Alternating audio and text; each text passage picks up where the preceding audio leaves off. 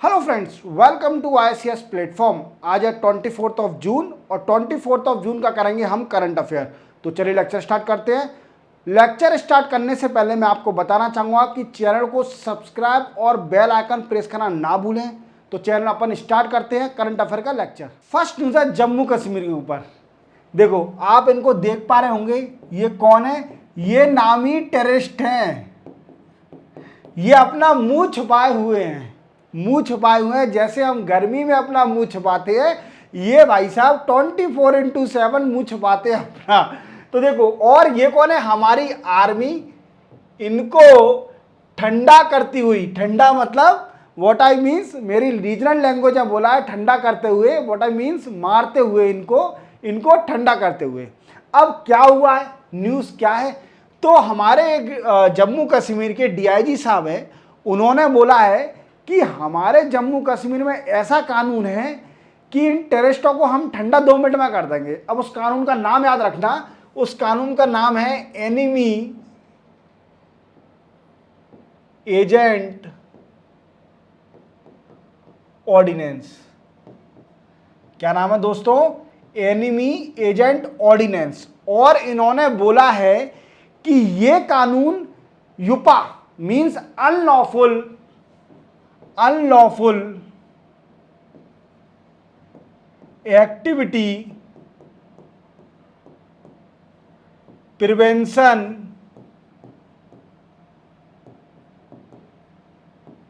Act 1967 से भी खतरनाक है।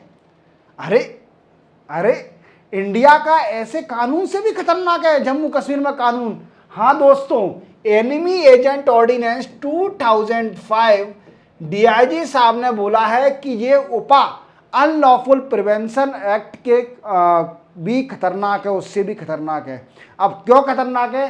तो अगर कोई भी पर्सन टेररिस्ट एक्टिविटी में इन्वॉल्व होता है या फिर टेररिस्ट का सपोर्ट करता है, तो उसको इस ऑर्डिनेंस, इस कानून के अंदर सजा मिलेगी। अब सजा कितनी दी जाएगी? तो दोस्तों, इसमें तो दी जाती है सिर्फ ओनली लाइफ इम्प्रिजमेंट,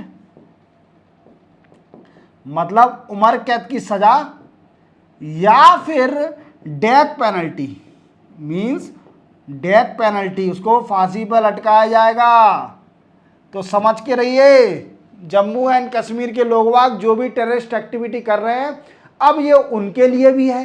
जो लोग बाग बॉर्डर क्रॉस करके इंडिया में आ जाते हैं, पाकिस्तान ऑक्युपाइड कश्मीर से बातों में आके, पाकिस्तान लोगों की बातों में आके इंडिया में आते हैं और टेररिस्ट एक्टिविटी करते हैं, तो जम्मू कश्मीर के DIG साहब ने बोला है कि भाई साहब ऐसा मत करना, क्योंकि हमारे जम्मू कश्मीर में एक ऐसा कानून है जो कि बड़ा खतरनाक है। अगर कंपेयर किया जाए अनलॉफुल एक्टिविटी प्रिवेंशन एक्ट जो यूनियन का कानून है 1967, उससे भी खतरनाक कानून है हमारे पास। समझ में आ रहा है? और इसमें सजाए आपके लिए लाइफ इम्प्रिजमेंट और डेथ पेनल्टी, इससे कम आपको सजा नहीं दी जाएगी। तो आप बच के रहिए, टेररिस्ट एक्टिविटी ना करिए। समझ में आया? अब सुनो मेरी बात, जे एनिमी एजेंट ऑर्डिनेंस किस सेक्शन में है?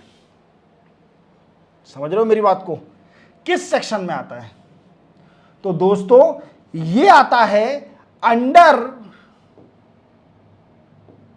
Section 5 of Jammu and Kashmir constitution act 1996। इस सेक्शन 5 जो कि Jammu and Kashmir constitution act 1996 में, उसमें आता है ये एनिमी एजेंट ऑर्डिनेंस। और इसमें 2 ही सजा दी जाती है, जिसको फाइनल कर दिया था लाइफ इम्प्रिजमेंट, जिंदगी भर जेल में सड़ो बेटा टेररिस्ट वालों, या फिर तुम्हें फांसी पर लटकाया जाएगा अगर जम्मू के कश्मीर के अंदर तुमने कोई भी टेररिस्ट एक्टिविटी की या फिर टेररिस्ट लोगों को सपोर्ट किया। तो सतर्क हो जाइए। वहाँ का आर्मी आप जानते हो कितना खतरनाक है। तो आपको सिर्फ ओनली एक बात याद रखना है, इस ऑर्डिनेंस का नाम याद रखना है, एनिमी एजेंट ऑर्डिनेंस, क्योंकि ये यूपीएससी में मेंशन करने में बड़े काम में आ जाएगा। चलते अपन नेक्स्ट न्यूज़ पर। नेक्स्ट न्यूज़ है हमारी लिथियम। अब देखो ये क्या है, लिथियम। ये इन दैट टाइम गोल्ड से भी ज़्यादा वैल्यू है इसकी। अभी इस टाइम गोल्ड से भी ज़्यादा वैल्यू करी जा रही है इसकी। गोल्ड तो कुछ नहीं है, प्लेटिनम से भी ज़्यादा इसकी वैल्यू करी जा रही है। इसको बड़े प्यार से रखा जा रहा है, लिथियम मिल जाए बस, कैसे भी लिथियम मिल जाए। अब क्यों, ऐसा क्या यूज़ है इसका? देखो आप जानते हो कि वर्ल्ड में जो फ्यूल है, जो कि डीजल, पेट्रोल, ऑयल, ये कुछ साल के लिए बचा हुआ है। व्हाट आई मीन्स, कुछ साल के लिए इसकी लाइफ स्पेन है, मतलब कुछ साल बाद ये खत्म हो जाएगा। देन आफ्टर व्हीकल, जितनी भी गाड़ियां हैं, जितने भी कुछ है, तो वो कैसे चलेंगी? तो ये भी रीज़न है। तो उसके लिए कोई नई टेक्नोलॉजी ढूंढनी पड़ेगी। तो अभी एट प्रेजेंट नई टेक्नोलॉजी आई है, लिथियम आयन बैटरी। आप जानते हो आपके हमारे इंडिया में जो चलता है ई रिक्शा चलता है। अब ये ई रिक्शा है क्या? तो मेरे दोस्तों ई रिक्शा क्या होता है कि आप जानते हो उसमें एक बैटरी लगी होती है जिसको अपन बोलते हैं lithium ion battery. Lithium ion battery है जो कि इसके अंदर लगी रहती है और इसी से इलेक्ट्रिक व्हीकल चलती है। आपने कार भी देखी होगी इलेक्ट्रॉनिक, वो क्या है, उसके अंदर भी लिथियम आयन बैटरी लगी रहती है। तो ये लिथियम अभी भगवान बन गया है सारी कंट्रियों के लिए, और इसको खोजने के लिए कई कई प्रयास करे जा रहे हैं। जैसे कि मैंने आपको क्वेश्चन में, जो मेरा क्वेश्चन करंट अफेयर आता है, उसमें बताया था कि कोल इंडिया लिमिटेड ने किस कंट्री के साथ कोलैबोरेशन किया था लिथियम ढूंढने के लिए, अर्जेंटीना कंट्री में। और अर्जेंटीना कंट्री कहां पर है? साउथ अमेरिका कॉन्टिनेंट के अंदर। तो यूएसए कंट्री के साथ कोल इंडिया लिमिटेड ने कोलैबोरेशन किया था और लिथियम ढूंढा था कहां पर? अर्जेंटीना कंट्री के अंदर।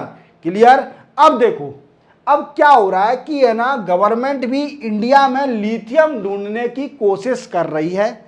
क्या ढूंढने की कोशिश कर रही है? लिथियम को ढूंढने की कोशिश कर रही है। क्या कर रही है? तो देखो छत्तीसगढ़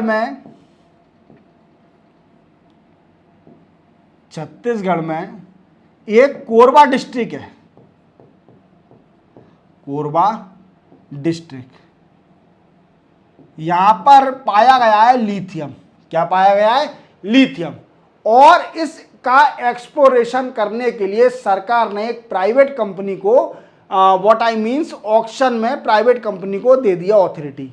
तो वो प्राइवेट कंपनी का नाम है, मीन्स प्राइवेट कंपनी है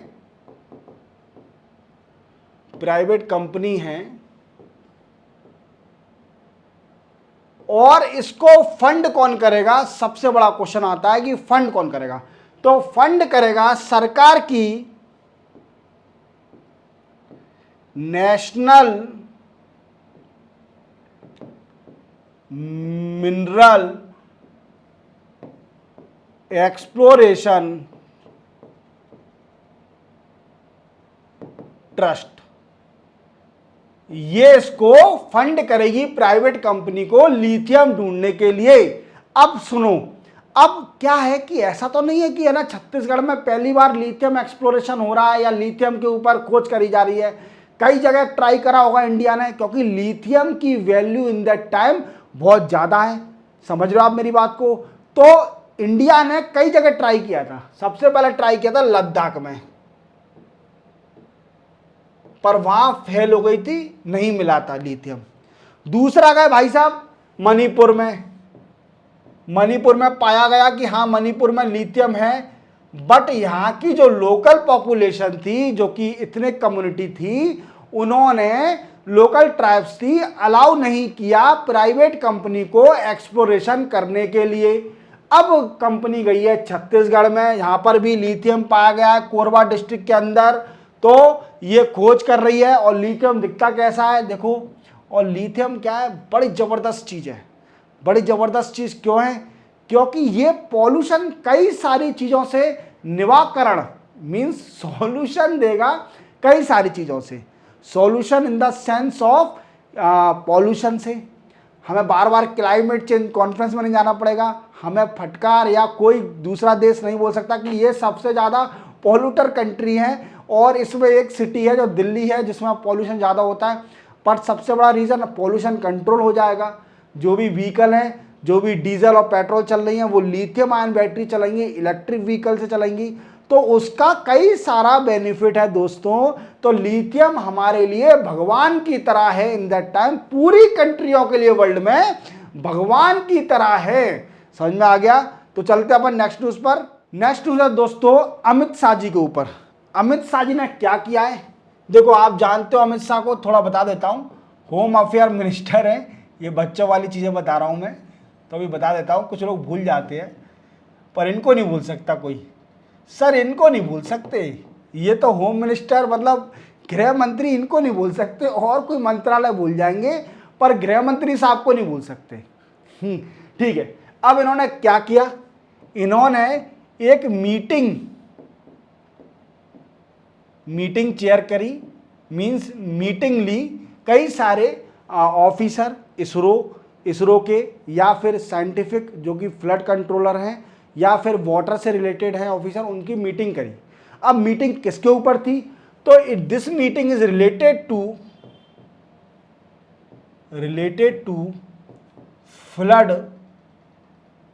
फ्लड इन सिक्किम एंड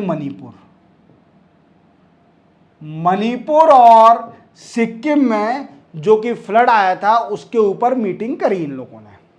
अब कुछ ना कुछ सोचना पड़ेगा। क्या सोचना पड़ेगा? कि इस फ्लड से बचाया कैसे जाए। ठीक है। अब देखो, इन्होंने कई सारे पॉइंट दिए। सबसे पहला पॉइंट दिया कि कंस्ट्रक्ट या बिल्ड 50 पॉन्ड्स, अप्रोक्सीमेटली 50 पॉइंट बनाए, जिससे क्या होगा कि अगर किसी भी नदी में, जो नॉर्थ ईस्ट की नदियां हैं, उनमें पानी अगर सरप्लस पानी आ जाता है, सरप्लस वाटर में एक्सेस वाटर जिससे फ्लड होता है, पानी अगर ज़्यादा आ जाता है तो वो उस पॉन्ड में भेज दिया जाएगा जिससे फ्लड ना आए। एक एग्जांपल देता हूं कि ब्रह्मपुत्र जो नदी है वो सबसे बड़ी नदी है जो कि फ्लड लाती है नॉर्थ ईस्ट के अंदर। समझ में आ गया? तो इसके आसपास अगर 50 पॉइंट बना दिए जाएंगे तो ब्रह्मपुत्र में अगर एक्सेस वाटर आता है, ज़्यादा पानी आता है, तो वो इस पॉइंट में भेज दिया जाएगा। समझ में आ गया? दूसरा पॉइंट इन्होंने बोला कि सैटेलाइट इमेजिंग का यूज करा जाए। सैटेलाइट इमेजिंग का यूज करा जाए to control the flood. Satellite image का यूज करा जाए फ्लड को कंट्रोल करने के लिए। समझ में आ गया? तीसरा रीजन क्या बोला इन्हें? तीसरा सजेशन दिया कि direct to all state and union territory to follow the recommendation of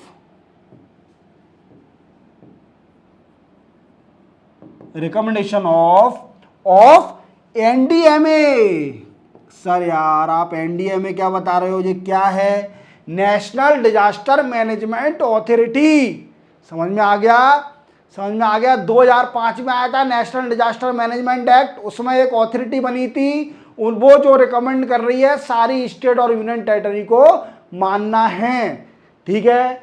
और क्या पॉइंट दिए इन्होंने बोला कि जो गेट होते हैं, फ्लड कंट्रोल गेट, उनकी कंडीशन सुधारें।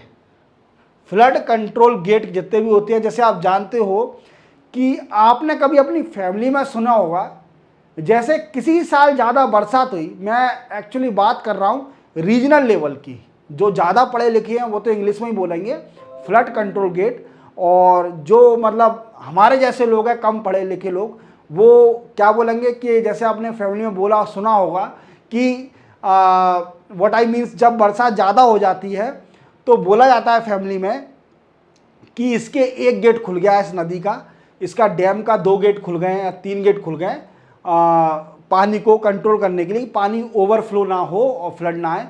तो क्या है कि कुछ गेट, जो गेट होते हैं वो उनकी कंडीशन बहुत वनरेबल रहती है, बहुत कंडीशन वनरेबल है, उसको सही करने के लिए ये भी बोला गया कि गेट की कंडीशन को सुधारें। समझ में आ गया। Next point and last point है अपना कि review the long term policy of NDMA, national disaster management authority की लॉन्ग टर्म पॉलिसी को रिव्यू भी किया जाए। समझ में आ गए। मीटिंग में अमित शाह जी ने ये सारे रिकमेंडेशन दिए और इनको आपको अच्छे से मेंशन करके आना है। समझ में आ गया मेरे दोस्तों। इसी के साथ चलते अपन नेक्स्ट न्यूज पर। नेक्स्ट न्यूज है हमारे रीयूजेबल लॉन्च व्हीकल। देखो इंडिया ने क्या किया है, ये क्या है, रीयूजेबल लॉन्च व्हीकल है। क्या है दोस्तों, रीयूजेबल लॉन्च व्हीकल।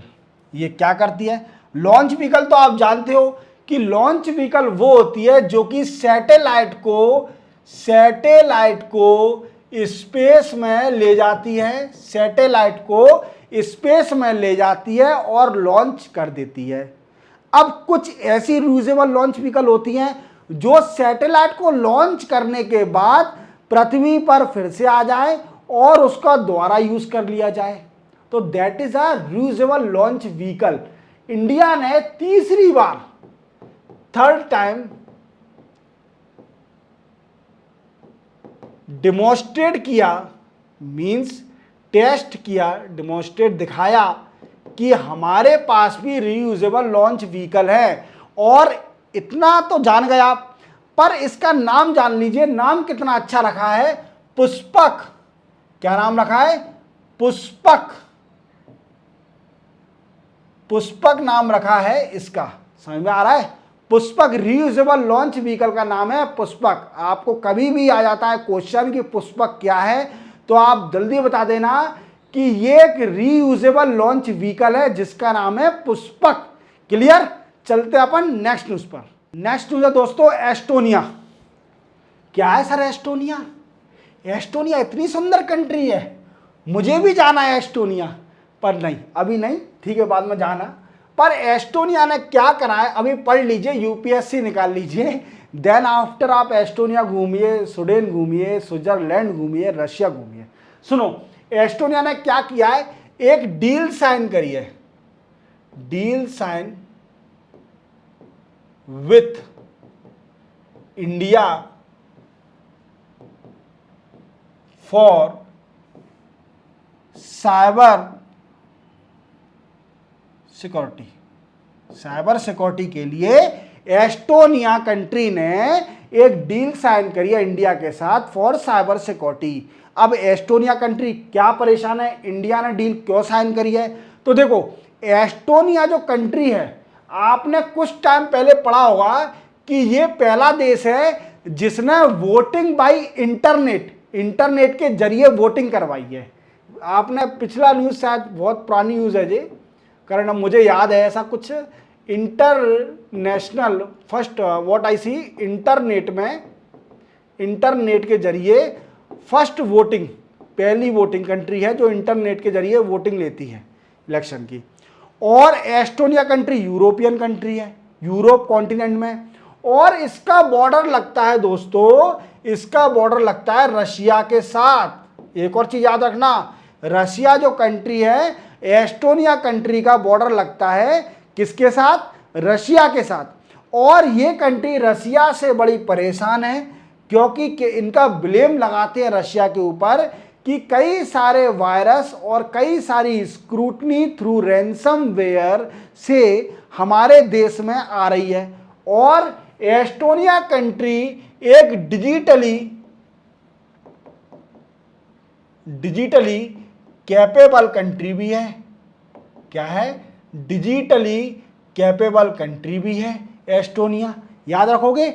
और इंडिया का ब्लेम है चाइना के ऊपर कि चाइना कई सारे virus, worm, what I means ransomware, phishing, spamming कई सारे भेजती है इंडिया में कि इंडिया की सीक्रेट इंफॉर्मेशन को तोड़ा जाए या पता किया जाए या क्रिटिकल इंफ्रास्ट्रक्चर का सिक्योरिटी ब्रेक करी जाए। तो इन दोनों कंट्री ने एक डील साइन करी है कि ये दोनों कंट्री साइबर सिक्योरिटी के लिए कुछ काम करेगी जिससे दोनों कंट्री एक दूसरे से बच सके। समझ में आ रहा है? समझ में आ रहा है दोस्तों? समझ में आ रहा है? अब सुनो एस्टोनिया और मीन्स इंडिया अच्छी कंट्री हैं, ठीक है, दोनों डील साइन कर रही है, पर एस्टोनिया कंट्री बहुत छोटी कंट्री है, याद रखना। इंडिया बहुत वास्ट कंट्री है। समझ में आ रहा है? अब इसमें एक टर्मिनोलॉजी याद रखना आप, मैं बता देता हूं। रैंसमवेयर,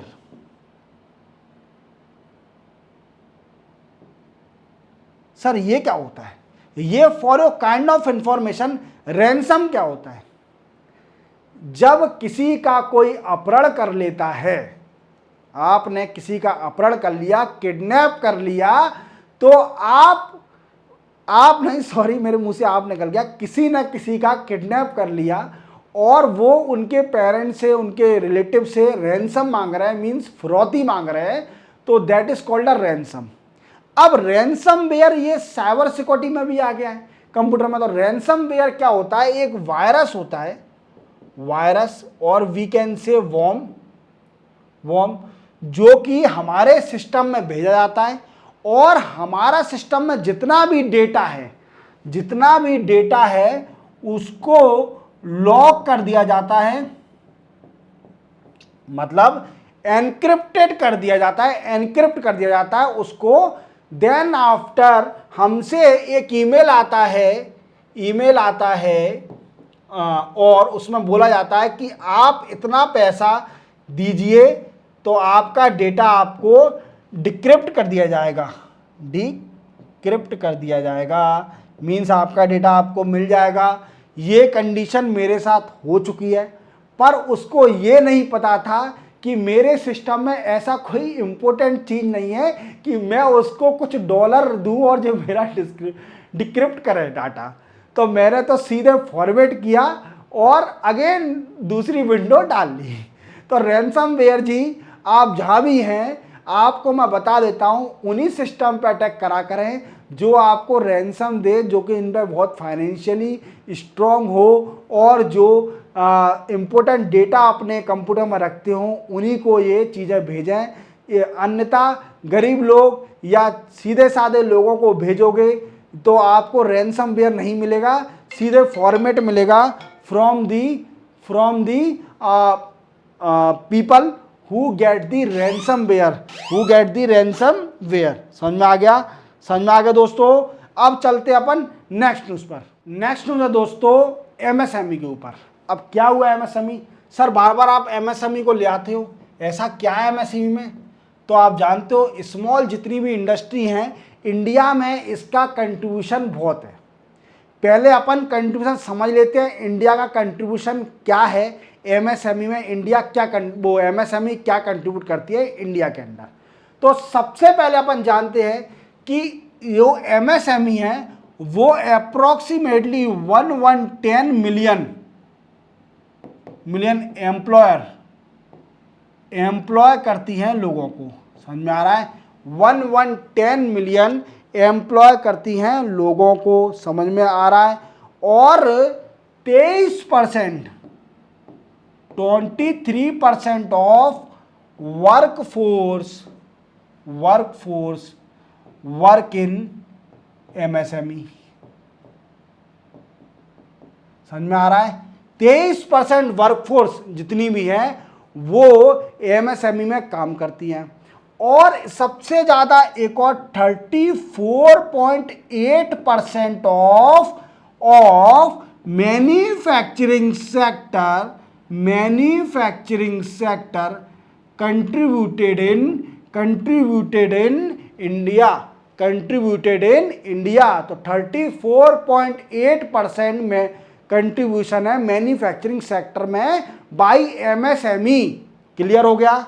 अब देखो और कौन सा बात है सर, और भी तो बताइए कुछ थोड़ा बहुत। देखो, और इंडिया का जीडीपी में कितना कंट्रीब्यूशन है, तो देखा जाए तो 27%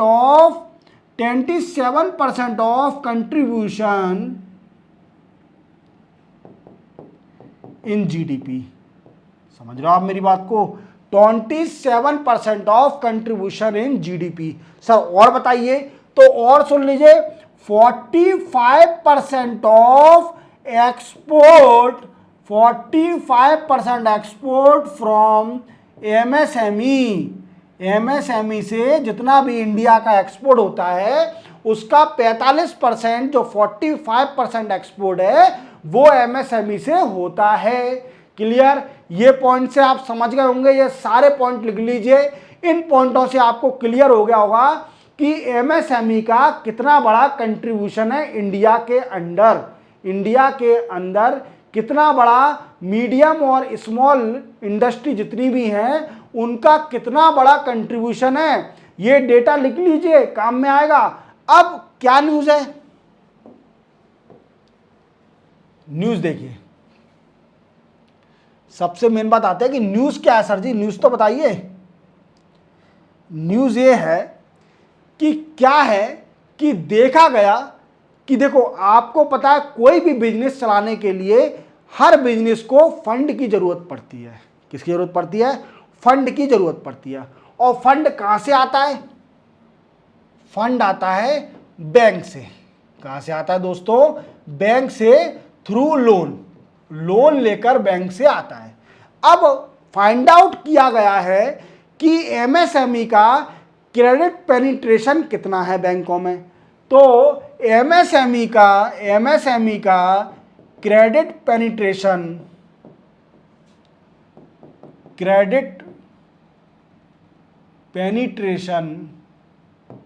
कितना है दोस्तों? कितना है? 14% ओनली। अरे यार, सिर्फ ओनली 14%। समझ रहे हो आप कि मतलब इतना बड़ा कंट्रीब्यूशन करने के बाद कि 45% एक्सपोर्ट करती है, 45% जितना भी इंडिया का एक्सपोर्ट होगा 45% तो एमएसएमई का है। 38.4% कंट्रीब्यूट इन मैन्युफैक्चरिंग सेक्टर। समझ रहे हो आप मेरी बात को? जीडीपी में कितना कंट्रीब्यूट कर रही है? 110 मिलियन पीपल एम्प्लॉय करी है। और इसी के साथ 23% वर्कफोर्स सिर्फ ओनली एमएसएमई में काम करती है, पर इसका क्रेडिट पेनिट्रेशन सिर्फ ओनली 14%। अरे यार, ये तो गलत है।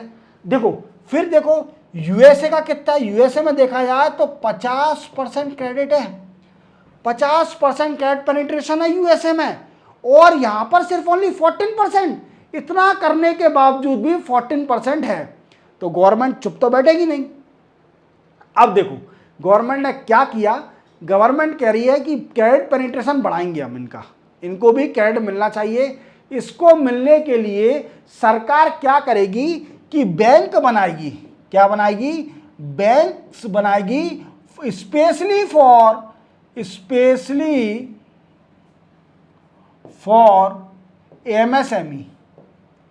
एमएसएमई के लिए स्पेशली बैंक बनाएगी, जो कि सिर्फ ओनली एमएसएमई को लोन देगी, क्रेडिट फैसिलिटी देगी, ऐसी बैंकें बनाएगी। अभी कंडीशन क्या है? आप जानते हो कि सिडबी क्या है? Small industrial development bank of India. Small industrial development bank of India ये क्या करती है? ये करती है दोस्तों refinancing to bank which provide the loan और credit to the MSME. Refinance करती है उन बैंकों को जो कि क्रेडिट दे रही हैं, लोन दे रही हैं एमएसएमई को। अब अलग बैंक बन जाएगी।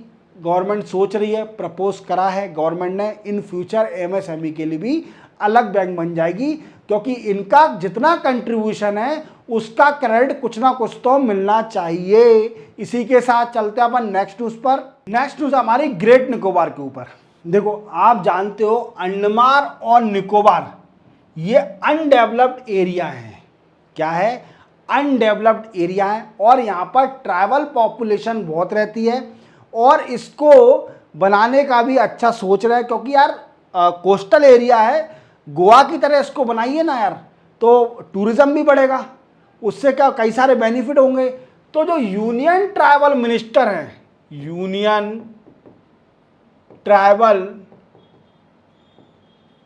मिनिस्टर हैं, उन्होंने क्या प्रपोज किया है, उन्होंने 72,000 मतलब 72,000 करोड़ रुपीस का इंफ्रास्ट्रक्चर डेवलपमेंट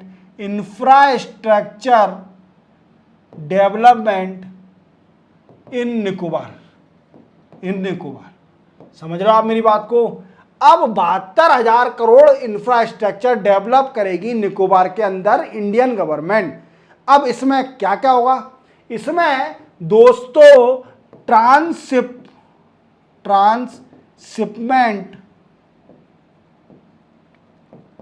पोर्ट बनेंगे, इसमें इंटरनेशनल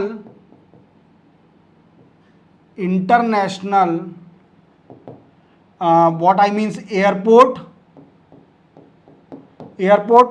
टाउनशिप डेवलपमेंट, रहने के लिए टाउनशिप डेवलपमेंट, एंड और गैस एंड सोलर प्लांट का भी डेवलपमेंट होगा, सोलर पावर प्लांट का भी डेवलपमेंट होगा इसी के साथ, ठीक है। बट अब प्रॉब्लम क्यों आ रही है, ये कर क्यों नहीं रहे?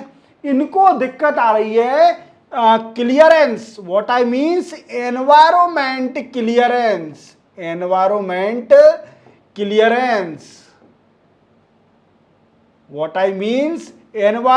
क्लियरेंस लेने के लिए, क्योंकि क्या है, निकोबार आप जानते हो कि पेड़ ही पेड़ है, वहां पर कई सारा ग्रीनी एरिया है, और ये डेवलपमेंट करने के लिए कई सारी छटाई करनी पड़ेगी। छटाई in the sense regional language में कटाई, मतलब डिफॉरेस्टेशन, इंग्लिश में जिसको डिफॉरेस्टेशन बोलते हैं, हमारी रीजनल लैंग्वेज में बोलते हैं इसको सफाई और कटाई जिसकी करनी पड़ेगी पेड़ों की। तो अप्रोक्सीमेटली 9.6 करोड़ पेड़ों की कटाई होना है वहां पर, जब ये इंफ्रास्ट्रक्चर डेवलपमेंट हो पाएगा।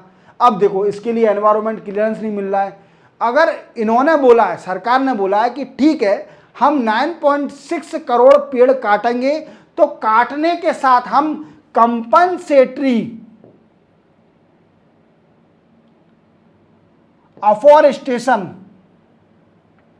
अफॉरेस्टेशन का भी करेंगे। क्या करेंगे? हरियाणा में हम इतने ही पेड़ लगाएंगे, ठीक है। आप जानते हो कि आप पेड़ अगर कटाई करते हैं तो आपको उतने ही पेड़ किसी दूसरी जगह लगाने पड़ेंगे, फार अवे, तो वही कंपनसेटरी अफॉरेस्टेशन है। और अफॉरेस्टेशन जानते हो, पेड़ लगाना, दैट इज कॉल्ड अफॉरेस्टेशन, और कंपनसेटरी मतलब पैसा खर्च होता है, दैट इज कॉल्ड कंपनसेटरी। तो सरकार ने बोला है कि हम 9.6 करोड़ अगर पेड़ काटेंगे तो उतने ही पेड़ या उससे ज़्यादा पेड़ हम हरियाणा में लगाएंगे, क्योंकि आप जानते हो कि according to forest survey report सबसे कम जो फॉरेस्ट एरिया है वो हरियाणा में है।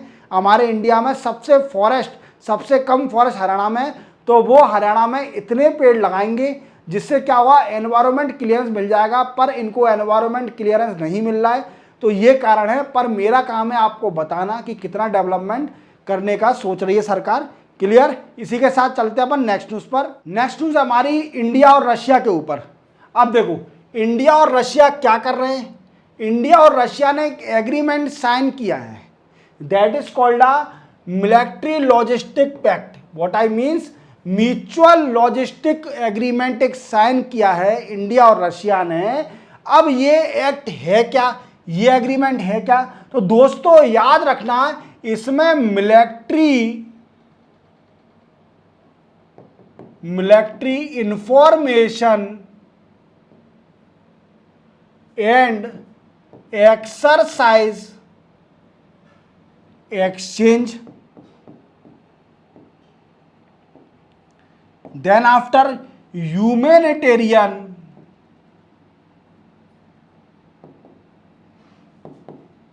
And disaster relief. अब ये एग्रीमेंट इंडिया ने सबसे पहले यूएसए के साथ साइन किया था यूएसए के साथ साइन किया था इन 2006 में, और रशिया के साथ डिले होते जा रहा था ये एग्रीमेंट साइन करने के लिए।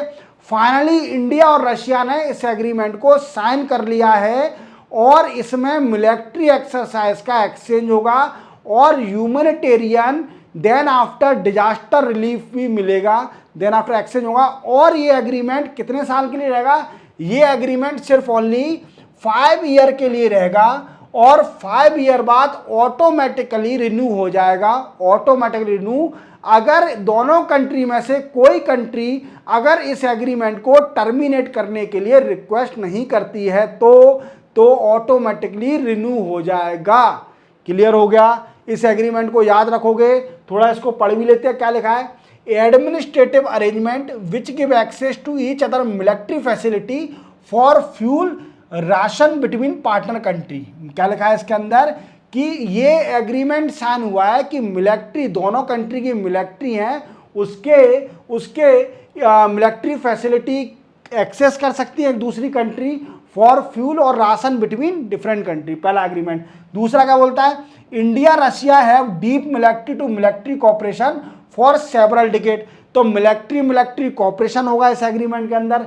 तीसरा क्या कहता है? Logistic agreement with Russia will be on line of one sign. वो तो 2016 में साइन करा था, मैंने बता दिया था आपको, ठीक है। Then after apart from this India has concluded such agreement with France. France के साथ भी साइन कर चुकी है, Oman, Philippines, Singapore, Indonesia, Australia, ठीक है, इनों के साथ भी इंडिया साइन कंक्लूड कर रही है, इनके साथ साइन कर चुकी है। तो आप याद रखना रशिया के साथ भी कर लिया है, सिंपल सा एग्रीमेंट है, ठीक है। चलते हैं इसी के साथ। देखो 2006 में पहले इंडिया ने साइन किया था, पर इसमें गलत लिखा है, 2016 लिखा है, मुझे नहीं लगता 2016 है इसका, 2006 में सबसे पहले साइन किया था ये। तो इसी के साथ 24 जून के करंट अफेयर कंप्लीट होते हैं। मिलते हैं हम कल 25 जून के नए करंट अफेयर के साथ। तब तक के लिए जय हिंद।